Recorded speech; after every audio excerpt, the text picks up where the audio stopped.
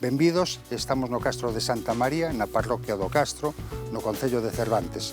Un castro situado a 560 metros de altitude e tuvo a súa ocupación entre época prerromana e romana.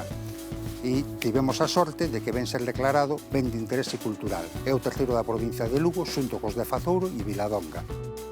Agora estamos no interior do castro de Santa María. É un castro que tuvo un curto período de ocupación entre o 50 a.C. e o século II despois de Cristo. Está intimamente ligado ao que é a explotación aurífera de época romana.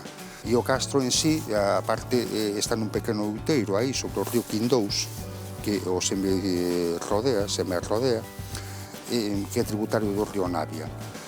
É un castro que este castro apareceu no ano 94, a raíz da ampliación dunha pista que sube hasta a iglesia, e se fixeron intervencións arqueolóxicas no mesmo ano 94, no ano 95 e no ano 96. Estamos no interior de unha vivenda do castro. O material utilizado, se utilizaba o que era pedra da zona, que aquí neste caso é lousa. Se utilizaba tanto para os muros, se utilizaba tanto para o fogar, se utilizaba incluso para facer as bancadas, que en algunhas vivendas hai alrededor, están pegadas aos muros.